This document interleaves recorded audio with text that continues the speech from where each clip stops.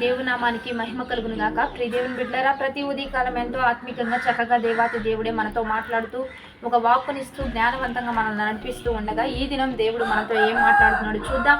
పరిశుద్ధ లేఖన గ్రంథం నుంచి మత్తయి శుభవార్త 2వ అధ్యాయము 3వ వచనం చదువుకుందాం.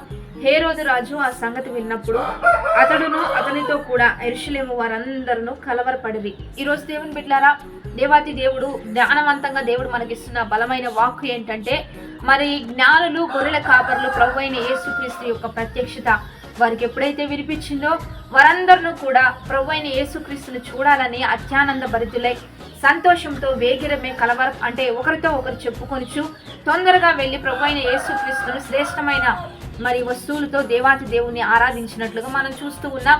కానీ ఇక్కడ అపవాది యొక్క తంత్రముగా, అపవాది యొక్క సాధనముగా పనిచేస్తున్న వ్యక్తి ఎవరు అంటే హేరోదు. దేవుని బిడ్డారా, యేసుక్రీస్తు ప్రభు యొక్క రాక అతన్ని కలవరానికి గురి చేసింది. అయితే జ్ఞానులతో కలిసి యేసు యొద్దకు రాకుండా ఆయన ఎప్పుడు పుట్టాడు, ఎక్కడ పుట్టాడు, ఎలా పుట్టాడు అని తెలుసుకొని ఆయన చంప ఉద్దేశం కలిగిన వాడే హేరోదు. అంటే దేవుని బిడ్డారా, దేవునిగా ఒప్పుకోలేని వారు, దేవుడే నిజరక్షకుడని, దేవుడే గొప్పవాడని, దేవుడే అద్భుతాలు చేసేవాడని, దేవుడే సృష్టికర్త అని తెలియని వారంతా కూడా దేవుణ్ణి ఆరాధించలేరు. వారిలో ఉన్నది మందిరాన్ని వెనకేసి తనం, దేవుణ్ణి ఆరాధించకుండా దేవుణ్ణి పక్కన పెట్టేతనం, దేవునికి విలువనివ్వకుండా దేవుని నామానికి మరి అవమానంగా బ్రతికే దినము ఎవరు అంటే ఈ హేరోదు వంటి భయంకరమైన స్వభావం కలిగిన వారు. దేవుని బిడ్డారా, ఈ హేరోదు ఎంత భయంకరంగా విజృంభిస్తూ ఉన్నాడు అంటే, మరి ఆ యొక్క బెత్లెహేములోను ఆ ప్రాంతంలో ఉన్నవా చిన్నపిల్లలందరినీ కూడా భయంకరంగా చంపేస్తూ ఉన్నాడు. రామాలో గొప్ప అంగలార్పు వినిపించినట్లుగా మనం చూస్తూ ఉన్నాం. మరి రాహేలు పిల్లలు లేనందున ఓదార్పునొల్లక భయంకరంగా ఏడుస్తున్నట్లుగా మనం చూస్తున్నాం. కాబట్టి ఒక భయంకరమైన శత్రుత్వం, ఒక భయంకరమైన ద్వేషం, భయంకరమైన అసూయ ఆ పట్టణాన్ని, ఆ దేశాన్నే కన్నిటిలోనికి వెళ్ళిపోయింది. దేవుని బిడ్డారా, ఒక దుఃఖానికి కారణంగా మారిపోయింది. అందుకని ఈరోజు ఒకటి మనం తెలుసుకుందాం. మరి దేవదూత ద్వారా దేవాతి దేవుడు తన ప్రత్యక్షతను మనకు బయలుపరిచినప్పుడు వెంటనే దానికి లోబడి దేవుణ్ణి ఆరాధించడం మంచిది. అది దీవెన, అది ఆశీర్వాదం, అది జ్ఞానవంతమైన జీవితం.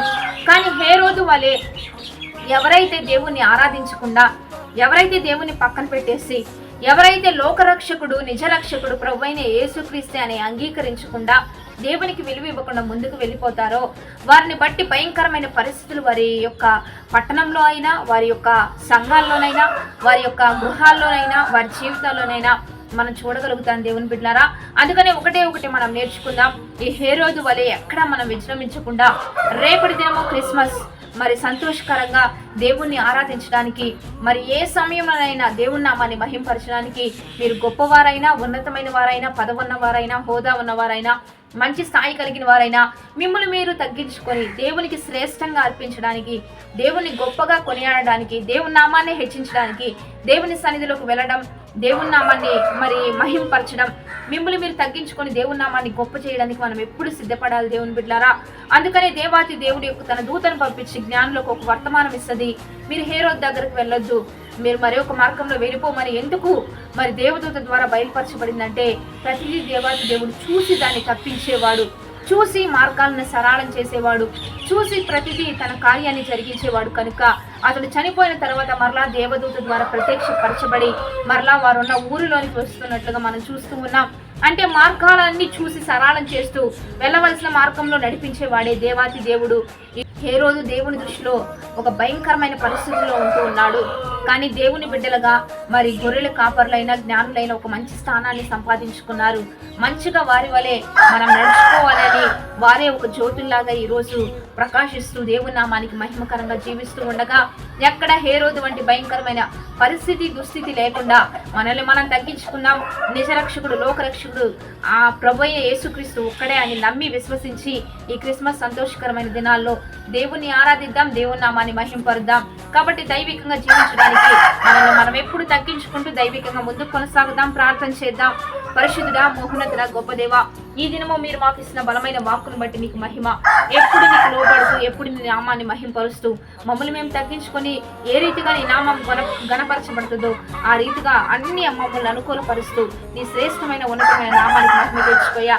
ఎక్కడ హేరోదు వలె ప్రవర్తించకుండా, ఎక్కడ అజ్ఞానంలోనికి వెళ్ళిపోకుండా నీ జ్ఞానంతో నింపి నడిపించమని నజరేయుడైన యేసుక్రీస్తు నామం పేరిట అడిగి వేడుకొని ప్రార్థిస్తూ ఉన్నాము గొప్ప తండ్రి. ఆమేన్. మంచిగా లైక్, షేర్, కామెంట్ చేయండి.